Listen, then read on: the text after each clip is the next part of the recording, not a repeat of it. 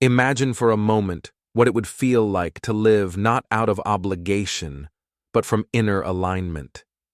To choose solitude not because love failed you, but because you are meeting love in its highest form within your own depths. Jung taught that the psyche yearns not for conformity, but for consciousness. And for many women today, that consciousness is emerging in quiet moments alone, in journaling, in walking through forests, in stepping away from what no longer resonates. These are not women who have given up. They are women who have remembered.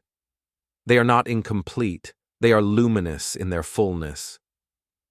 There is a quiet revolution taking place, one not fought with banners or public declarations, but through inner decisions that change the course of a woman's life.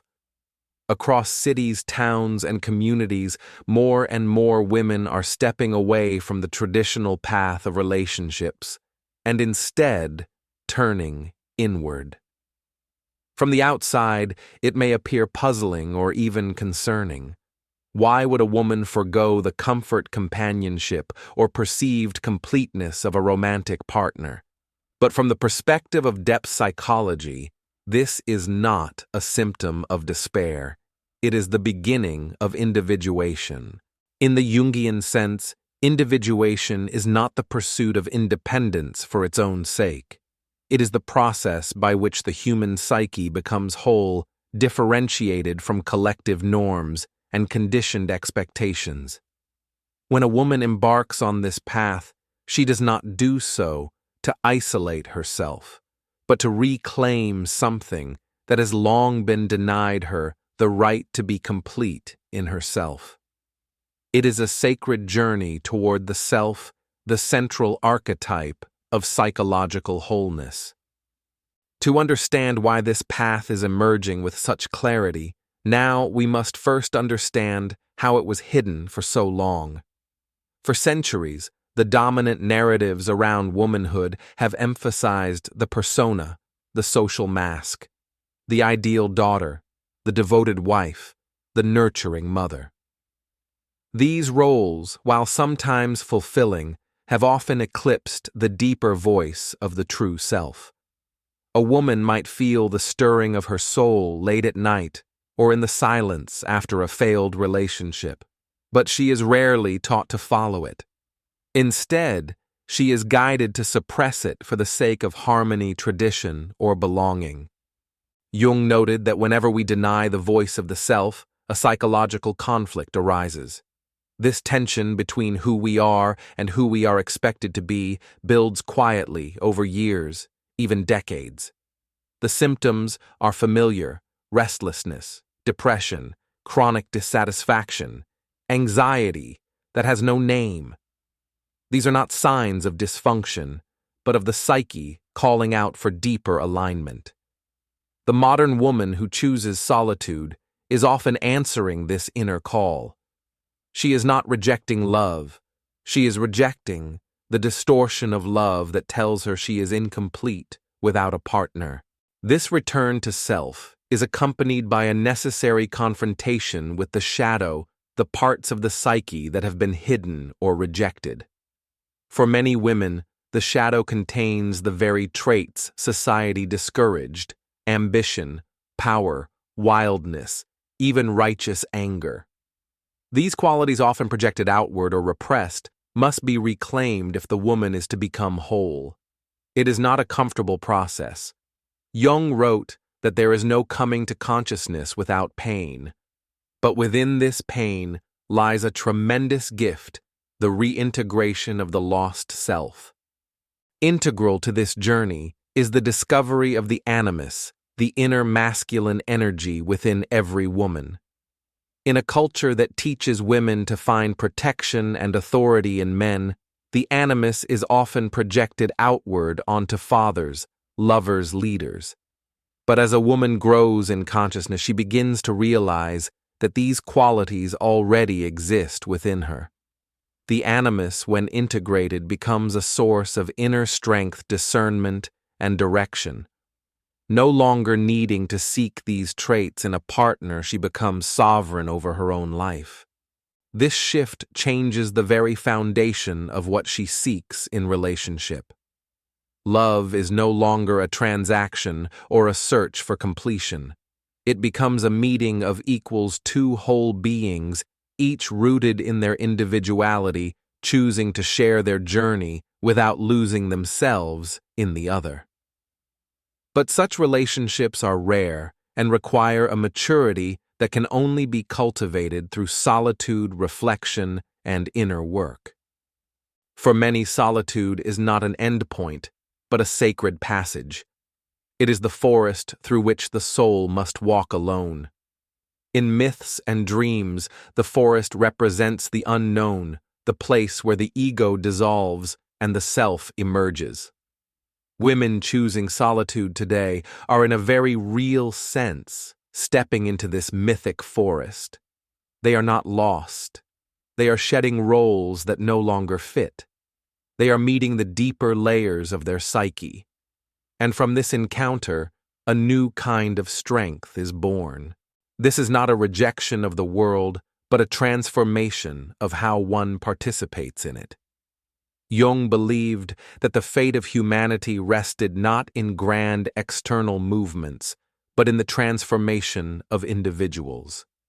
Each woman who dares to live from her truth adds to the healing of the collective. Her choice is not just personal, it is archetypal. It signals that the age of dependency is giving way to the era of wholeness. And in this shift, we do not lose love. We rediscover its highest form. To understand why a growing number of women are no longer looking outward for completion, we must turn our gaze inward into the depths of the unconscious, where hidden forces shape our desires, choices, and identities. Carl Jung taught that within every woman lives not only the anima, the feminine soul image, but also the animus, the inner masculine. This animus is not a fantasy or philosophical abstraction. It is a real psychological presence, a guiding force that, when unconscious, dominates through projection. But when made conscious and integrated, it becomes one of the most powerful sources of sovereignty a woman can access. Traditionally, women were conditioned to project the animus onto external figures, fathers, romantic partners, authority figures. She looked to him for guidance, structure, protection, and even her sense of value. In this way, the outer man became a mirror for her unacknowledged inner power. But this projection comes at a cost. It blinds her to the truth that she possesses these very qualities within herself. The woman who awakens to this realization begins a radical transformation. She sees that she does not need to borrow strength from another. She does not need to be chosen to feel worthy. Her clarity, discipline, leadership, and creative direction are not foreign imports. They are the natural expressions of her integrated animus. This shift can feel disorienting at first. The psychic contract of dependence begins to unravel. The comforting, if limiting, belief that someone else is meant to lead or save her starts to dissolve. And with it goes the old fantasy of romantic salvation, the idea that a man will complete her story. In Jungian psychology, this is the death of projection, a sacred and necessary loss on the road to wholeness. But what replaces this loss is far greater authenticity. The animus, once integrated, becomes a conscious ally. It offers discernment instead of criticism, structure instead of domination, vision instead of chaos. In mythological language, the inner animus is not the tyrant king. It is the wise warrior, the sacred architect, the divine messenger. It brings order to the inner world and allows the feminine psyche to express itself fully, not just in nurturing or relational roles, but in leadership, innovation, and creative autonomy. Many women today find themselves on this path not through rebellion, but through necessity. After repeated disappointments in relationships, a woman may come to question whether her longings are truly hers or inherited from culture. She may notice a deep fatigue, not just from men, but from the effort of constantly molding herself to be desired. When this moment of inner questioning arises, it is often the Animus knocking, inviting her to turn inward and discover the foundation she's been seeking in others. In practical terms, this awakening can manifest in subtle but profound ways. She may begin asserting her needs clearly where once she feared rejection. She may pursue goals previously abandoned for the sake of harmony. She may explore solitude not as a lack, but as a rich, fertile ground for rediscovery. And gradually, she starts to feel a sense of completeness that is not dependent on validation. This process is not without its shadows. When the animus is unconscious, it can act as an inner critic, harsh, rigid, domineering. Jung referred to this as the negative animus, a set of internalized voices often inherited from collective norms or early childhood environments. You're not enough. You'll be alone forever. No one will respect you unless you're in a relationship. These voices can torment a woman, keeping her tied to roles she has outgrown. But once she begins to work with the animus to confront these voices and differentiate them from her authentic self, they lose their grip. The negative animus is transformed, not destroyed. Its energy is reclaimed and redirected toward growth. Where once it suppressed her instincts, it now protects them. Where once it judged her feelings, it now supports her expression. And with this shift, a new kind of relationship becomes possible. Not one based on dependency, fantasy, or fear, but on mutual recognition. In Jung's vision, this is the conscious union, two whole individuals each, with their own integrated inner masculine and feminine coming together not to complete one another but to walk side by side, sovereign and awake. Yet this kind of love can only emerge after the inner marriage has taken place. The woman who meets her animus, who integrates his energy, no longer rushes to merge with another. She is discerning. She is patient. She understands that the highest love is not possession, but presence. And she knows that solitude is not a curse, it is a crucible, a sacred space where the true self is forged not in the eyes of another, but in the fire of her own becoming. As the process of individuation unfolds, there inevitably comes a point when the path leads not upward, but downward into the unseen depths of the psyche. Carl Jung called this the descent into the shadow, the realm of the unconscious that houses all the parts of ourselves we've denied, forgotten, or were never permitted to express. For women especially, this descent can be both painful and liberating. It is the moment when the soul says, "Enough of living for others. Let me remember who I am." What is the shadow for the modern woman? It's her unspoken rage, her silenced ambition, her repressed sexuality, her forgotten dreams. These qualities were often labeled dangerous, unfeminine, or selfish by society, and so they were buried. But what is buried does not die. It waits. And when a woman begins the work of reclaiming herself, she must meet these disowned parts face to face. It is not a confrontation of violence, but of truth.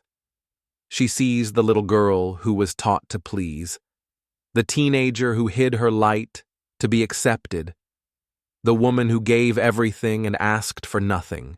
This shadow work is essential, for there is no true freedom without it. To walk away from relationships that no longer serve to step into a life of conscious solitude, a woman must free herself from the unconscious scripts that once held her captive.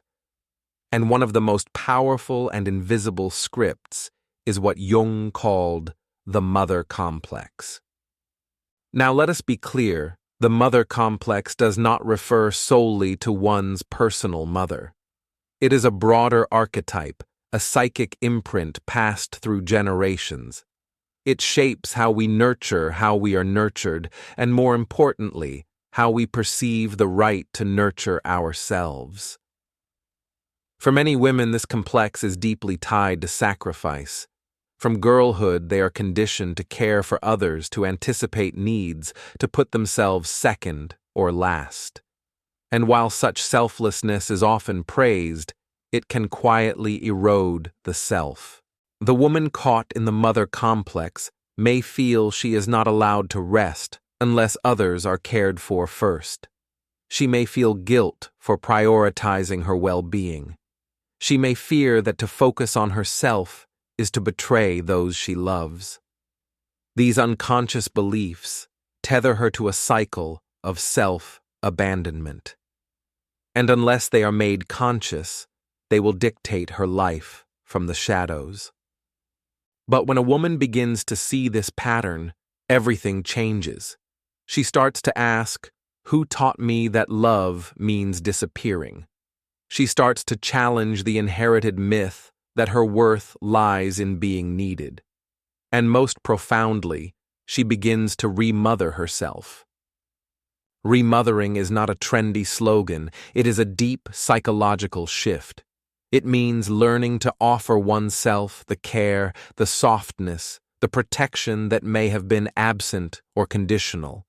It means tending to one's own wounds with gentleness instead of judgment.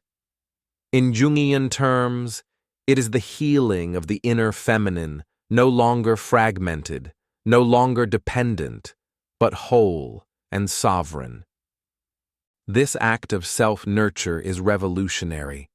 When a woman chooses to live without a man, she is often accused of being cold, bitter, or afraid.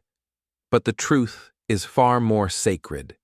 She is stepping into a new kind of love, one that begins from within. She is mothering the parts of herself that were never seen.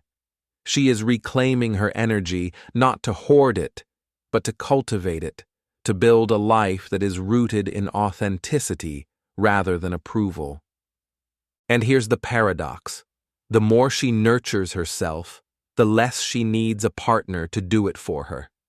Her solitude is no longer a void to be filled, it becomes a sanctuary, a place of growth, of reflection, of quiet power. And from that space, she becomes capable of forming relationships that are not based on dependency, but on mutual wholeness. This transformation also has generational ripples. Jung believed that our personal work contributes to the evolution of the collective unconscious. When a woman heals the mother complex, she doesn't just change her own life, she shifts the emotional inheritance for her daughters, her nieces, even the women who will come after her. She becomes a living symbol that it is safe, even sacred, to choose oneself. So when we see a woman living alone, when we witness her walking through life without the traditional markers of feminine success, we should not pity her. We should honor her. Because beneath that choice lies profound courage. The courage to confront her shadow. The courage to reparent her own soul. The courage to rewrite the story of what it means to be a woman in the world. And that courage is not just personal, it is archetypal. It is the seed of a new myth, one where a woman's wholeness is no longer defined by who chooses her, but by how deeply she chooses herself. As a woman moves through the shadow and begins the sacred act of remothering herself, something extraordinary unfolds. Her solitude, once feared or misunderstood, becomes a spiritual container, a vessel not of isolation, but of deep alchemy. Jung once wrote that the process of individuation requires stepping away from the collective current to discover the truth of the self. For many women today, choosing to live without a man is not an act of retreat, It is a rite of passage. It is a return to the quiet sanctuary where the soul can finally speak without interruption. In ancient spiritual traditions, solitude was revered. The mystic withdrew from society not because she hated the world, but because she longed to hear a deeper voice, the voice beneath the noise. Shamans, priestesses, monks, all understood that transformation cannot occur in the marketplace of constant distraction. One must leave the crowd to find the center. And so it is for many women now. Amidst a culture that equates solitude with sadness, they are rediscovering its sacred utility. It is here in this stillness that creativity is reborn, intuition is sharpened, and an entirely new way of being begins to emerge. Jung called this emergence the birth of the self. It is not the ego that rises in solitude, but the deeper, wiser core of the psyche, the part that has always been present, yet often drowned out by roles, relationships, and responsibilities. When a woman creates space for this self to surface, she begins to experience life not through the lens of expectation, but through presence. She becomes more attuned to symbolic meaning, synchronicity, and the flow of her inner archetypes. She listens to dreams not as nonsense, but as messages. She stops asking, "What should I do to be loved?" and begins asking, "What is my soul calling me toward?" This is where a profound redefinition of love takes place. The old paradigm taught that love is found outside oneself, in the arms of another, in being chosen, validated, or saved. But through this deep psychological and spiritual journey, a new paradigm is born: love as resonance, not rescue. The woman who has integrated her shadow and awakened her inner masculine no longer seeks wholeness through fusion. She seeks communion, an energetic meeting of equals. Jung envisioned this as the conscious relationship, a sacred union, not based on need, fear, or projection, but on mutual individuation. Two sovereign souls standing side by side, not merged into one another, but honoring the space between them. This kind of love cannot be rushed. It is not found through chasing or performing. It emerges naturally, sometimes slowly, from a place of inner fullness. And here lies the paradox: to prepare for this higher love, a woman must first walk alone. She must detach from societal scripts, from inherited myths about romance, from the internalized belief that solitude is failure. Only then can she approach another, not as a half, but as a whole. And in many cases, after walking this path, a woman may realize that romantic partnership is no longer a necessity. Not because she is cold, but because her love is now an overflow. A light that shines not in search of completion, but in celebration of presence. This shift in consciousness is not only personal, it is evolutionary. Jung believed in the unfolding of the collective unconscious, a shared psychic field shaped by our inner transformations. When one woman chooses solitude for the sake of her soul's growth, she doesn't walk the path only for herself. She plants a seed in the psyche of the collective. She makes it safer for other women to do the same. She loosens the grip of old archetypes that equated womanhood with sacrifice, dependency, or invisibility. And she does something even more radical. She begins to rebuild culture, not through rebellion, but through radiance. The art she creates, the children she raises if she chooses to, the communities she supports, all carry the imprint of her wholeness. She becomes not a symbol of rejection, but a beacon of renewal. Her life says, it is possible to be complete in yourself. It is possible to love without losing yourself. it is possible to belong to yourself first and still choose to connect deeply with others. So when we look at this quiet wave of women choosing to live without men, we must not see it as an erosion of love, but as its elevation. They are not leaving love behind. They are returning it to its rightful place as a sacred expression, not a social requirement. As Jung would affirm, this is not regression, it is initiation.